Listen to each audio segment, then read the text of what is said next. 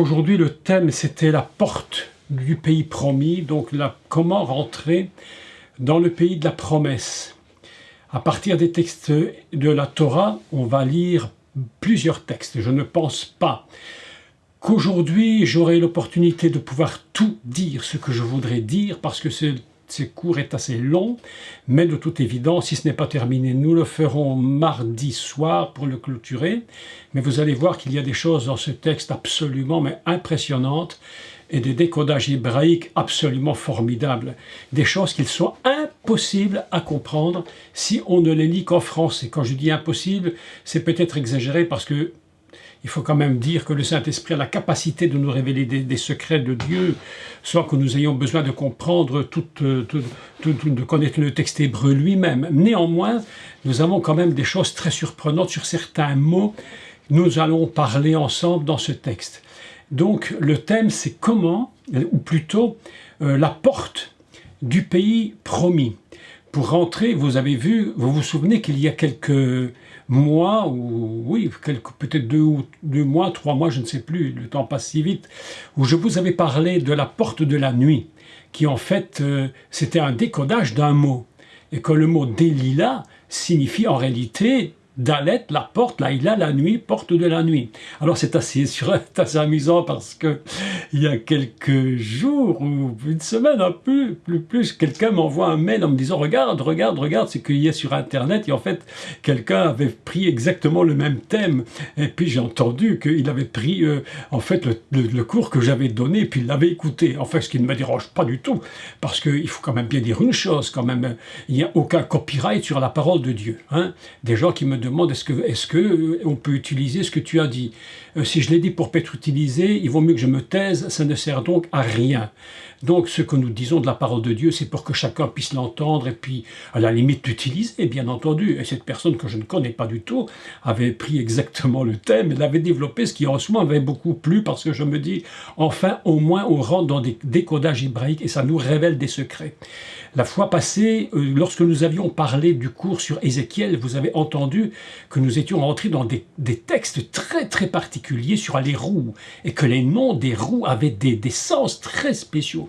Mais alors aujourd'hui, ce que vous allez entendre, alors là, c'est vraiment absolument fabuleux parce que on va rentrer dans un texte extraordinaire avec des décodages, mais qui sont impressionnants au niveau hébraïque. Et je vais vous dire un secret quand même, quelque chose de vrai. Même Einstein n'est pas le plus grand mathématicien. C'est encore un débutant quand nous comprenons qui est le maître du monde et comment il a construit son monde. Et vous allez entendre quelque chose d'absolument extraordinaire. Et pour ce faire, nous allons lire plusieurs textes de Torah, nous allons nous tenir à la Torah et au livre de Josué.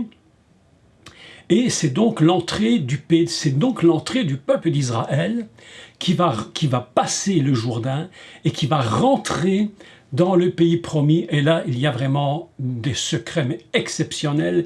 Et ces secrets, évidemment, nous allons les comprendre par rapport à ce que Dieu dit pour nous-mêmes et pour l'humanité entière, puisque Israël, ne l'oublions jamais, est vraiment la concentration historique de tout ce qui peut se produire dans une nation et qui représente l'humanité entière. C'est pourquoi Dieu va choisir Israël, va faire sortir le Messie d'Israël pour l'humanité et non pas que pour eux les Juifs.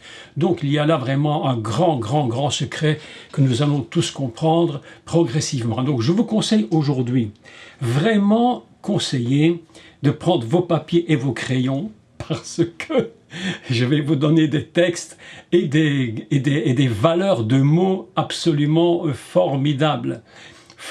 Et vous allez comprendre comment le maître du monde est le plus grand de tous les mathématiciens que nous ne pouvons jamais imaginer. Ce que nous faisons ici sur Terre est déjà absolument extraordinaire, mais en fait nous ne faisons que balbutier quelque chose que Dieu lui-même est sa propre personne.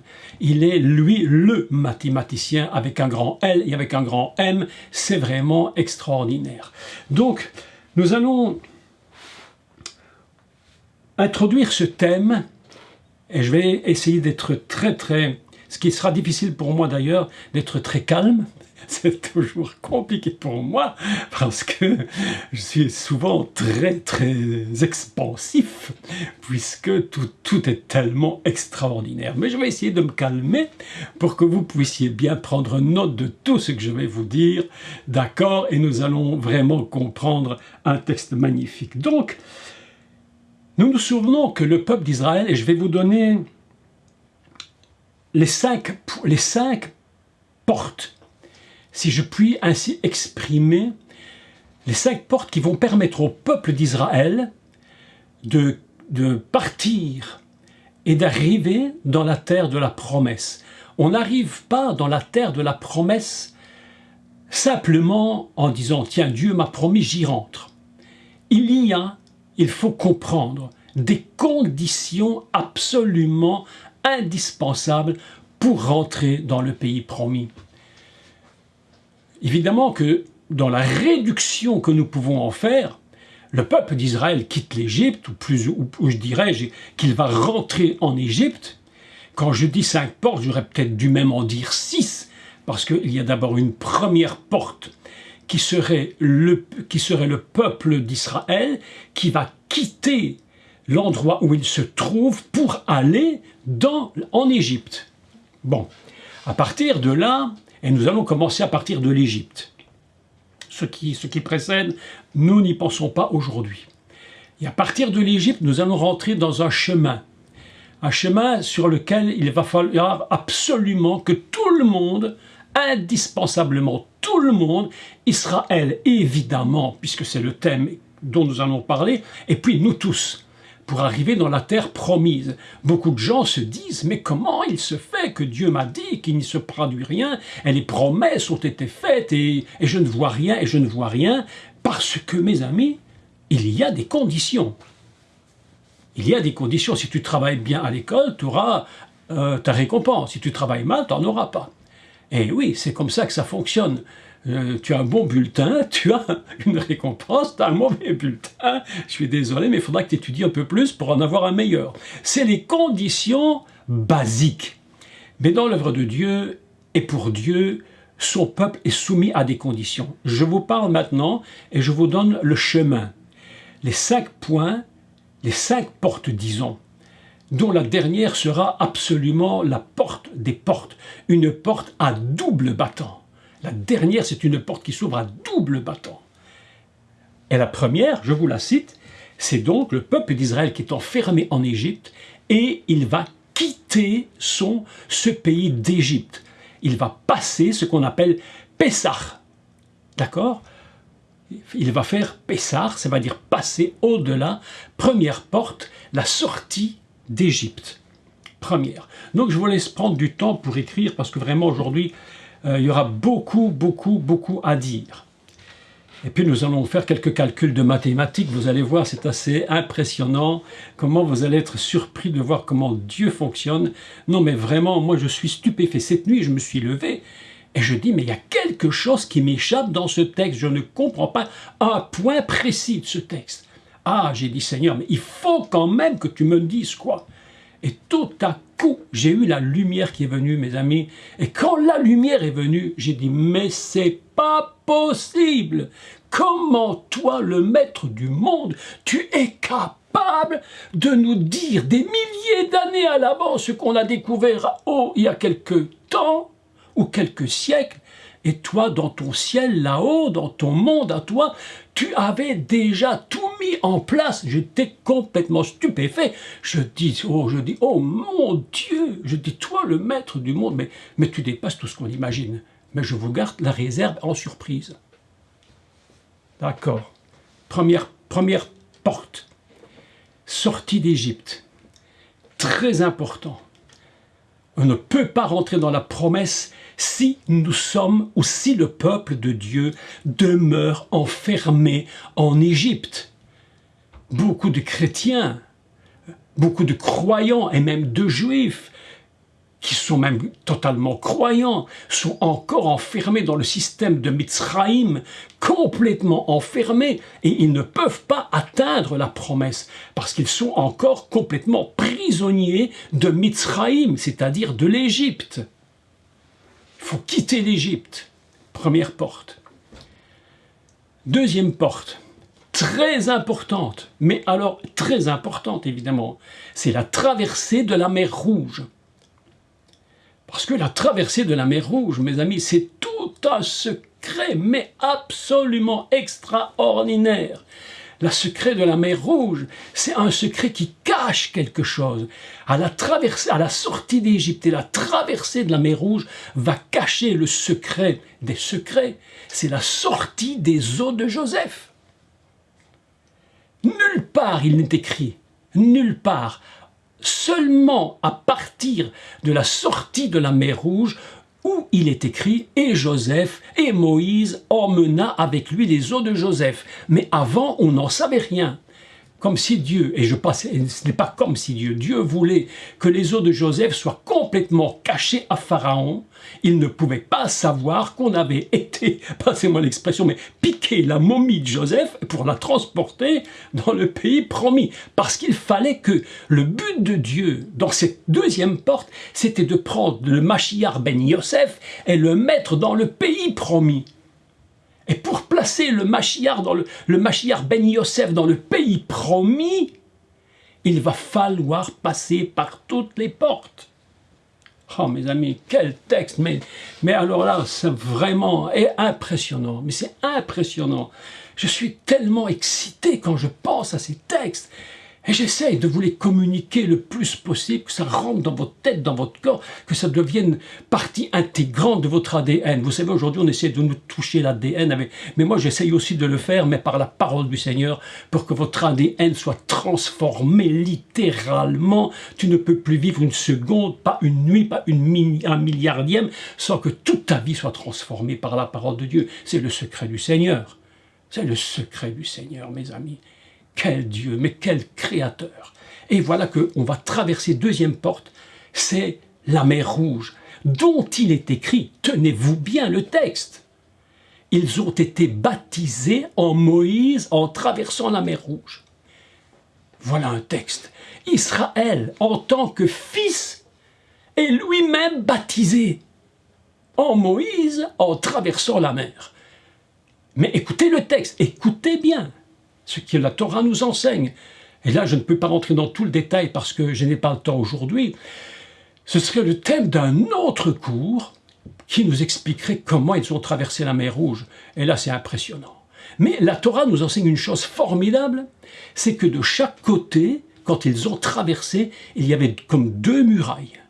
Une à droite, une à gauche, et ils passaient au milieu. Et ce n'est pas par hasard. Ce n'est pas par hasard, mais je n'ai pas le temps aujourd'hui d'aller dans ce cours. La mer Rouge, deuxième cours, deuxième porte. Troisième porte, une porte très longue d'ailleurs, un chemin long, 40 ans dans le désert. On appelle cela Bamidbar, dans le désert. Un lieu où Dieu prépare les fils d'Israël, et les filles évidemment, le peuple, prépare son peuple à recevoir la Torah et à se préparer pour rentrer dans le pays promis. D'accord? Vous imaginez un peu un texte comme celui-là est fantastique. Lorsque je me suis mis à étudier ce texte il y a plusieurs jours, je me suis dit, mais ça me paraît trop simple à la lecture. Ça me paraît trop simple. Il y a quelque chose derrière qu'il faut comprendre. Troisième porte, le désert. Quatrième porte, très importante celle-là, évidemment. Écoutez bien celle-ci, le Jourdain. Nous approchons de plus en plus du pays promis, de la promesse. Nous approchons de la promesse. Oh là là! On va bientôt y arriver à la promesse. Et la Torah nous enseigne que lorsqu'ils sont passés dans le Jourdain, le Yarden, ils ont mis les pieds dans l'eau avec l'arche. Écoutez, mais tout ça demande, mais franchement, écoutez, honnêtement, tout ça demanderait des milliers d'heures d'enseignement. Tellement chaque mot, chaque texte chaque récit atteint une dimension divine dont on n'a même pas vraiment saisi toute la portée. Ils mettent les pieds dans le Jourdain. Bah. Et au moment où ils mettent les pieds, la Bible nous enseigne que les eaux se sont arrêtées. Non mais attendez, non mais ça c'est le premier barrage de l'humanité. Hein. Vous croyez qu'on avait inventé les barrages, mais je vous dis que non, on n'a rien inventé du tout. Ça a déjà existé à l'époque de Josué. Dieu lui-même faisait un barrage. Il a mis un barrage, il a dit j'arrête l'eau, point final. Et puis quand Dieu arrête l'eau, tout le monde passe et puis l'eau continue de passer. C'est un barrage formidable. Dieu fait un barrage, l'eau s'arrête. 4e porte, extraordinaire. Et puis alors, mes amis, on va arriver à un texte, à la 5e porte. Alors celle-là, c'est une porte dont nous allons vraiment devoir parler aujourd'hui et peut-être mardi prochain, parce que c'est la porte des portes des portes. C'est celle que j'appelle la porte à double battant. Elle a deux portes, ces 2 portes qui sont ouvertes pour laisser entrer le peuple d'Israël dans son pays. Promis, la promesse. Et comment appelle-t-on cette 5e porte? On appelle ça Sichem. Sichem, c'est Sichem en français. Actuellement, Naplouse. Naplouse. Là, mes amis, écoutez bien le texte. Là où se trouve actuellement le tombeau de Machiar ben Yosef. En Samarie. En Samarie. Tout ça paraît tellement une petite histoire qui se suit, mais les secrets du texte sont immenses. Pour pouvoir comprendre tout ce texte, nous allons devoir lire plusieurs textes dans le livre dans la Torah. Et nous allons commencer par expliquer qu'est-ce que le pays de la promesse. Pourquoi, tout compte fait, faut-il absolument rentrer dans ce pays promis? Alors que, hormis que le peuple d'Israël avait été persécuté lorsqu'il était en Égypte, le pays d'Égypte paraît, en apparence, il est un pays où il y a aussi, je vais dire, des cultures formidables, des choses extraordinaires qui se passent. Mais voilà que Dieu dit non, j'ai un autre projet pour toi, un projet que j'ai fait depuis l'éternité et je veux que tu y rentres. Donc nous allons lire un texte dans le livre de Deutéronome et au chapitre 11. Vous allez comprendre quelque chose ici très important. Avant d'expliquer le pays promis et comment y rentrer, on va d'abord expliquer la différence qu'il y a entre l'Égypte, Mitzraïm, et le pays promis. Donc, le texte ne dit pas que c'est la terre d'Israël. Il n'a pas encore cité une seule fois le mot terre d'Israël. Il a dit le pays. C'est un endroit qui s'appelle Eretz, le pays.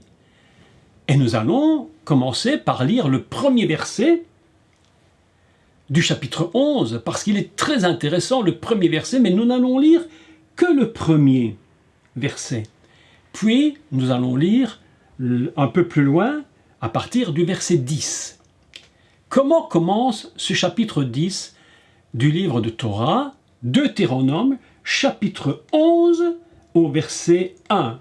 Il commence comme ceci: « Tu aimeras l'Éternel ton Dieu ». Voilà une introduction absolument splendide. « Tu aimeras l'Éternel ton Dieu ». Vous vous rappelez, je vous l'avais expliqué dans un autre cours, que le mot « aimer », « hahava », a la même valeur numérique. Et nous allons commencer à faire un peu de mathématiques bibliques. Je dis des calculs numériques parce que, vous savez, je suis un peu prudent quand je parle, parce que si je dis Gematria, tout de suite les gens lèvent les bras au ciel. Oh, qu'est-ce qu'il nous raconte là pour des histoires? Et les gens lèvent les bras au ciel comme si j'avais dit des horreurs. Hein, alors qu'en réalité, c'est comme il faut toujours bien peser les mots et les comprendre. Quand on parle de Kabbale, les gens disent « Ah mon Dieu, c'est terrible ». Oui, ça peut être terrible. Mais en finalité, c'est simplement un mot qui signifie un rendez-vous. Comprendre avec, discuter, parler, faire un rendez-vous, tout simplement, comprendre. Donc simplement, il n'y a pas de complications excessives. Donc, nous allons faire un peu de calcul, de mathématiques divines, si je peux dire. Je vous rappelle que le mot Ahava, qui signifie amour, a une valeur numérique qui est égale au mot Echad, l'unité fondamentale du monde et de l'univers. Echad, 13. Ahava, amour, 13. Nous avons donc deux mots qui ont une même valeur. Ainsi, ce texte commence en nous parlant de quelque chose d'extraordinaire, en nous disant « tu aimeras l'Éternel », autrement dit l'amour que tu as pour l'Éternel, ton Dieu, c'est lui qui est l'unité complète qui te permet de rentrer dans le pays promis. C'est la condition sine qua non. Tu veux rentrer dans la promesse, il faut que tu aimes ton Dieu. Je ne t'oblige pas à m'aimer, mais je te conseille vivement de le faire, parce que si tu ne le fais pas, évidemment, nous allons nous trouver dans une situation extrêmement compliquée. D'ailleurs, c'est tellement important, cette introduction « tu aimeras l'Éternel ton Dieu », que lorsque nous allons arriver au moment où Dieu va passer, ou pardon, où le peuple d'Israël va passer à Sichem, à Sirem, donc de l'autre côté des doubles portes, ce sera le thème fondamental. C'est parce que tu aimes que tu rentres. Mais si tu ne m'aimes pas, la catastrophe t'arrivera. Ce sera terrible. Et même si tu ne m'aimes pas, c'est pourquoi Yeshua disait « Quel est le secret de l'accomplissement de la loi ?» Il n'a pas dit « tu feras ». Il a dit « tu aimeras l'Éternel ton Dieu ». Il dit, mais que faut-il faire pour hériter de la promesse éternelle? Tu aimeras, non pas tu feras, tu feras. Et là, nous allons rentrer dans cette dimension que les deux battants des portes pour rentrer dans le pays promis, c'est la condition, c'est d'aimer l'Éternel. Peuple de Dieu dit à Israël, aime-t-on, aime-moi. Si tu m'aimes, je te donne tout ce que je peux te donner. Mes amis, on est trop restreint, on est trop petit, on est trop fermé dans notre tête pour comprendre comment Dieu nous aime. Il veut nous bénir, il veut bénir son peuple d'Israël, il veut te bénir toi. Mais il dit, mais aime-moi, je ne te demande pas grand-chose, si tu m'aimes, mais automatiquement tu feras ce que je te demande de faire. Parce que si je te le demande, c'est parce que je sais que si tu fais le contraire, mais c'est un danger pour toi. Les gens n'arrivent pas à comprendre. Beaucoup ne comprennent pas pourquoi Dieu a mis l'arbre de la connaissance du bien et du mal. Écoutez bien le mot, le bien et le mal, double battant, double porte. Parce qu'il sait très bien que si tu fais du n'importe quoi, mais tu te suicides littéralement. Et lorsqu'il te dit ne fais pas, c'est pas parce qu'il ne t'aime pas, c'est parce qu'il t'aime. Et si tu l'aimes, tu fais ce qu'il te dit, c'est la condition pour rentrer dans le pays promis. Vous imaginez quel texte, mais quel texte incroyable. On est dans des dimensions exceptionnelles. Tout ça, c'est la Torah, mes amis. Et nous lisons donc, tu aimeras l'Éternel ton Dieu et tu observeras tous ses préceptes, ses lois, ses ordonnances et ses commandements. Nous arrêtons la première lecture ici. Il faudrait lire tout le texte qui suit, mais ce n'est pas le but aujourd'hui. Aujourd'hui, le but, c'est d'expliquer le pays d'Égypte et le pays promis, et la différence entre l'un et l'autre. Dans ce cours, je vais utiliser des calculs numériques très intéressants et également des textes du Talmud et des commentaires de Rashi. Parce qu'il faut absolument rentrer dans les raisonnements hébraïques. Sinon, on reste uniquement dans un raisonnement évangélique, protestant, évangélique ou tout ce que vous voulez, on va être extrêmement restreint. Nous allons aujourd'hui casser le système, enfin entre guillemets, ou plutôt l'ouvrir tout simplement, et rentrer dans une pensée hébraïque pour comprendre. Nous commençons la lecture à partir maintenant toujours du chapitre 11 du livre de Devarim, Deutéronome, qui est, je vous le rappelle, Devarim, ce que les Juifs appellent le testament de Moïse, c'est-à-dire avant de mourir, il va donner ce livre avec quelques détails en plus, mais bon. Et nous lisons à partir du verset 10. Écoutez, très intéressant, pourquoi Dieu veut que le peuple d'Israël rentre dans la terre de la promesse. D'accord? Ok. Et nous commençons la lecture lentement.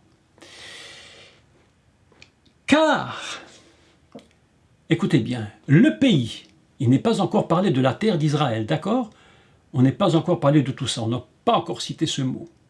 Car le pays dont tu vas entrer en possession, ce n'est pas quelque chose qui était seulement prêté, c'est quelque chose que je vais te donner, mais à des conditions. N'est pas comme le pays d'Égypte. Il y a une différence. Si c'était comme, ben, il n'y aurait aucune raison de changer d'endroit. Si j'habite ici et que c'est comme à côté, ben, restons chez moi, restons ici et n'allons pas à côté. En général, quand les gens déménagent, qu'ils veulent aller dans un autre endroit, c'est parce qu'ils trouvent qu'ailleurs c'est mieux qu'où ils sont. Hein, en général. Donc, c'est pas comme le pays d'Égypte. D'où vous êtes sortis. Écoutez, la suite, elle est vraiment très, très, très intéressante. Donc, je reprends. Car le pays dont tu vas entrer en possession n'est pas comme le pays d'Égypte d'où vous êtes sortis, où tu jetais dans les champs ta semence et les arrosais avec ton pied comme un jardin potager. Voilà quelque chose qui est assez surprenant. Nous apprenons que l'Égypte, en finalité, on a l'impression que c'est un pays très simple. Tu jettes ta semence, un petit coup de pied, il y a de l'eau qui passe et l'eau se dévie, et bien arroser ta petite semence, et puis tu es content, et puis tu n'as pas fait trop de travail, c'est un bon pays. C'est tellement incroyable que ce pays même ressemble au jardin d'Éden, nous dit la Bible. C'est surprenant. Un verset nous dit, avec l'histoire de Lot et d'Abraham, il dit c'était comme un jardin d'Éden. Incroyable. Alors pourquoi tu le quittes, ce jardin? Pourquoi tu le quittes? Le pays que vous allez posséder, au verset 11, est un pays de montagnes et de vallées, et qui boit les eaux de la pluie du ciel. C'est un pays dont l'Éternel, ton Dieu, pas n'importe lequel, ton Dieu, prend soin. Oh là, il ne dit pas ça d'Égypte. Il ne dit pas ça d'Égypte, mais écoutez la suite. Et sur lequel l'Éternel, ton Dieu, a continuellement les yeux du commencement à la fin de l'année. Ah, mes amis, voilà un texte. Rien que ce petit verset-là doit nous réjouir. Quand Dieu dit ça au peuple d'Israël, qu'il entend, quand Moïse entend ça, quand le peuple d'Israël entend cette parole, le peuple doit se dire, mais où est-ce que nous allons aller? Mais c'est un rêve. C'est un rêve. D'ailleurs, lorsque le peuple avait été déporté en Babylone, il se souvenait de la terre d'Israël et il disait, nous étions comme dans un rêve et nous pleurions en aspirant de retourner dans ce pays que Dieu nous avait donné et dont il dit, ce pays, c'est moi qui en prends soin. La différence, mes amis, entre les deux, alors Rachi nous fait un commentaire intéressant pour ceux qui lisent Rachi, ça vaut de temps en temps la peine évidemment de le lire parce qu'il y a quelques très très excellents, enfin quasi tout le temps d'excellents commentaires, magnifiques d'ailleurs, où il explique que la terre d'Égypte, en réalité, il dit, lorsque tu frappais avec ton pied, c'était parce que l'eau, il fallait que l'eau qui soit en haut puisse descendre. Donc tu avais du travail pour faire couler cette eau, il fallait taper ton pied pour faire couler l'eau dans ta semence. Mais la terre d'Israël, le pays promis, c'est pas du tout le même. C'est un pays particulier. C'est Dieu qui dit, moi-même, je fais couler du ciel de la pluie, et la terre est capable d'absorber cette pluie afin de te donner la végétation, la culture donc tu vas mettre. Mais c'est moi le responsable. Par contre, il y a une nuance avec la terre d'Israël, donc ce bon pays promis, c'est que Dieu dit c'est moi qui le fais. Et Dieu va dire plus tard, mais si vous n'obéissez pas à ma voix, je fermerai le ciel. et il n'y aura plus de pluie qui tombera sur la terre d'Israël. Et ce sera terminé.